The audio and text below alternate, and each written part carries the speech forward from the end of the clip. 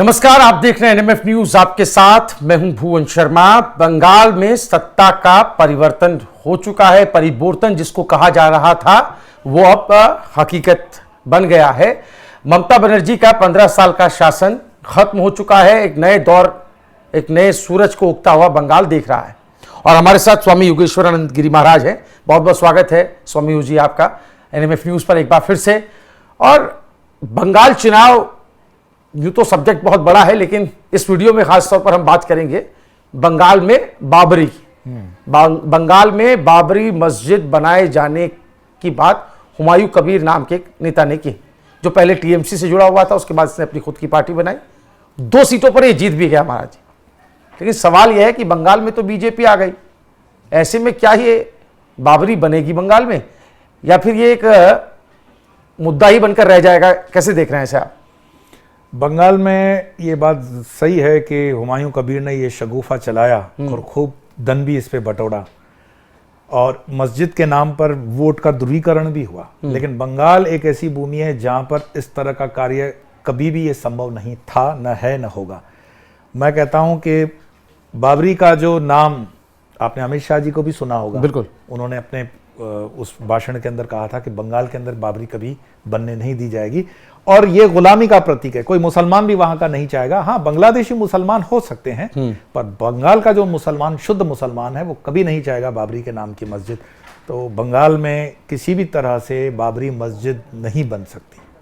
देखिए, जैसा आपने कहा ना, चुनावी शगुफा, और इसे कैसे उस 33वीं बरसी जो मस्जिद का विध्वंस हुआ था बाबरी में, अयोध्या में, उससे इसको कैसे उन्होंने जोड़ा। जमीन तक एक्वायर की गई। बेलडांगा मुर्शिदाबाद की जगह जहां पर ये मस्जिद बनाने की बात करते हैं। जानकारी है कि 11 एकड़ की ये प्राइवेट लैंड है, जिस पर 86 करोड़ रुपए की अनुमानित लागत, फंड भी रेज किया गया, लोगों ने पैसे भी दिए, वो सब हमने पूरा सिनेरियो देखा। लेकिन स्वामी जी, आप कैसे देख रहे हैं? देखिए, बाबरी का जो मुद्दा है वो पैन इंडिया में लोगों से जुड़ा हुआ है। ऐसा नहीं है कि ये कोई क्षेत्रीय मुद्दा है। तो ये मुसलमानों के भीतर जाकर, उनको बरगलाकर, वोट बैंक हासिल करके, यहां तक तो आपने लड़ाई लड़ ली, लेकिन जब बात बनाने की आएगी, पहली ईंट रखने की आएगी, उस पर उस जमीन की भी तहकीकात होगी। भैया, वो प्राइवेट लैंड इतनी है तो क्या वहां पर ये बन सकता है? नियम कायदा कानून क्या है? क्योंकि हमारे देश में ही एक संविधान है जो आपको धार्मिक आजादी भी देता है, धार्मिक स्वतंत्रता भी देता है। तो कहीं ऐसा तो नहीं कि कोई कॉन्फ्लिक्ट जैसी स्थिति पैदा हो रही है? आप इसको कैसे देखते हैं? ये बाबरी मस्जिद कौन चाहता है? ये मुगलिया सल्तनत के जो वंशज, ये गुलामी के वो चिन्ह हैं, जो लोग अपने आप को उस दौर से जोड़ करके देखते हैं। स्पेशली हमारे शत्रु राष्ट्र जैसे हैं, पाकिस्तान है, बांग्लादेश है, वो खुद को मुगलों की संतान मानते हैं और मुगलों के नाम पर ही उनके अस्त्र शस्त्रों के नाम भी होते हैं। तो बाबरी मस्जिद कौन चाहता था इस देश में बनी रहे? तो वो मुगलिया जो सल्तनत से वफादार लोग थे, चाहे वो उस देश में भी हों।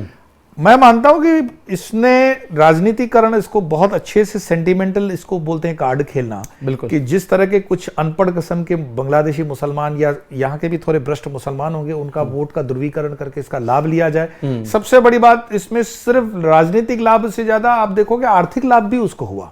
बहुत चंदा हुआ, जिससे वो 2 सीटें लड़ता है और परिवारवाद के चपेट में वापस से 2 सीटें लड़ करके 1 सीट तो वापस से उसके अपने बेटे के पास ही जा रही है। ये सोचना है वहां के बंगाल के मुसलमानों को। बिल्कुल, बिल्कुल स्वामी जी। मैं एक्चुअली जो सवाल मेरे जहन में आ रहा था, उसके कई पॉइंट्स हैं। देखिए, सरकार बीजेपी की है, मैंने कहा कि एक प्राइवेट लैंड है। हम इसको थोड़ा सा प्रशासनिक एंगल से भी देख लेते हैं। तो इस जमीन में वो भवन निर्माण हो सकता है, नहीं हो सकता, वो धार्मिक ढांचा बन सकता है, नहीं बन सकता।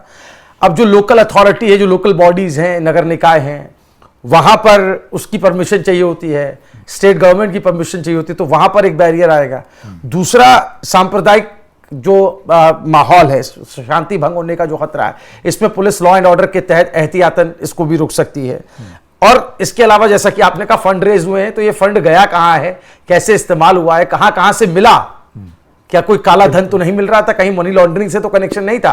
क्योंकि अक्सर हमने देखा है कि इस देश के अंदर तार जो है वो बाहर से भी जुड़ते हैं। जो लोग इस ऐसे मसले पर पैसा, चंदा इकट्ठा करते हैं, उनके तार कहीं ना कहीं इंटरनेशनल जुड़े हुए होते हैं, दुबई, और आप समझ रहे हैं मैं कहां की बात कर रहा हूं। बिल्कुल। तो ईडी और पहले तो ईडी के आने की मनाही कर दी थी ममता ने, बड़े अड़ंगे लटकाए जाते थे, सीबीआई को भी बैन कर दिया था, लेकिन अब तो बीजेपी की सरकार है तो ये जो जांच एजेंसियां ये भी तो आपस शिकंजा कर सकती हैं। मैं बीजेपी की सरकार बोलने से बोलूंगा, इस देश का जो कानून व्यवस्था और हमारा जो कॉन्स्टिट्यूशन है, संविधान है, उसकी तरफ अगर करेंगे तो कोई भी प्रॉपर्टी जो मंदिर इतना बड़ा बनाती है वो प्राइवेट प्रॉपर्टी नहीं होती है, उसको पब्लिक ट्रस्ट में कन्वर्ट करना ही पड़ता है। और पब्लिक ट्रस्ट के जो मायने होते हैं, जो उसके नॉर्म्स होते हैं, वो चैरिटी कमिश्नर देखता है। Correct. तो आप सारे पैरामीटर्स को जब स्टडी करोगे तो सारे के सारे धरे के धरे रह जाएंगे। और सबसे बड़ी बात, बाबरी मस्जिद इस देश के लिए मेरे ख्याल से शत्रुता का एक भाव उत्पन्न करने वाला नाम है। इस नाम से ही मतलब राष्ट्रद्रोह सामने आता है। तो राष्ट्रद्रोह का मुझे तो लगता है कि मामला यहाँ पर लगा देना चाहिए था।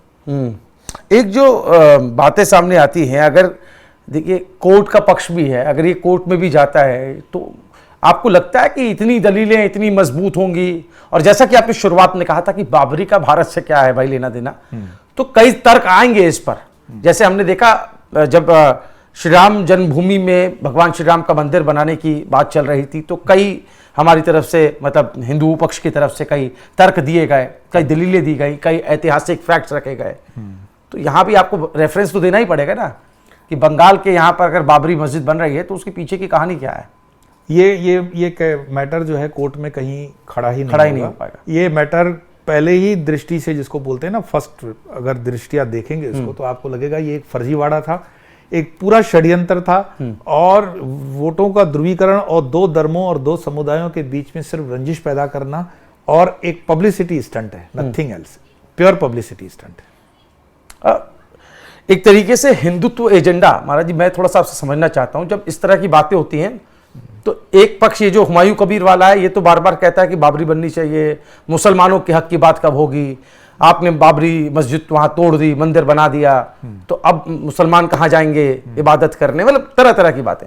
और दूसरी तरफ दूसरे पक्ष यानी बीजेपी पर ये तोहमतें मढ़ी जाती है कि आप हिंदुत्व का एजेंडा चलाते हैं, एक खास कम्युनिटी की बात करते हैं। तो ये जो एक तरीके से नैरेटिव बनाने की कोशिश होती है, जो तस्वीर जनता के सामने रखने की कोशिश होती है, आपको लगता है इस चुनाव परिणाम ने उसको भी सिरे से नकार दिया है, खारिज कर दिया है? आपको क्या लगता है? नैरेटिव बनाने का वामपंथी पत्रकारों या पत्रकारिता करने वाले वामपंथी जितने भी चैनल है उन्होंने कोई कसर नहीं छोड़ी। यहाँ तक कि कांग्रेस पार्टी के भी जो नैरेटिव स्थापित करने वाली टीम होती है उन्होंने ये कहीं पे भी नहीं छोड़ा, इंक्लूडिंग अभी भी जो आप रील्स वगैरह देख रहे हो, एक नैरेटिव बनाने की प्रयास तो अभी भी चल रहा है। परंतु इस बार जो हिंदू वोट कंसोलिडेट होकर के बाहर आया है, जिस तरह के जश्न आप देख रहे हो गली गली में हो रहे हैं बंगाल में, ऐसे लग रहा है जैसे राम राज्य की वापसी हुई है। और वास्तव में हुई है, क्योंकि हमने तो प्रत्यक्ष देखा ना बंगाल में क्या हो रहा था। आप सोचो कि कोई धर्म का काम, कोई धर्म का नाम, वो सयानी घोष भी कहती थी कि राम का नाम लेकर के हमें चुनाव लड़ने की जरूरत क्या है, कोई राम हमारे लिए, मतलब उनके लिए राम जो था एक विलन का ही कैरेक्टर बना हुआ था।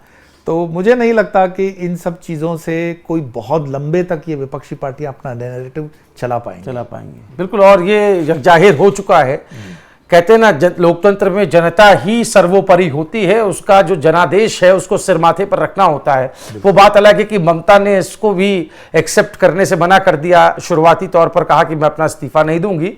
बहरहाल उसके भी हमने संवैधानिक दांवपेच आपको बताए थे, कानूनी दांवपेच बताए थे कि कैसे ममता को किसी भी हाल में मुख्यमंत्री से पद से हटना ही पड़ेगा, क्योंकि हमारा संविधान इसकी इजाजत आपको नहीं देता कि हारने के बाद आप उस पद पर बने रहें।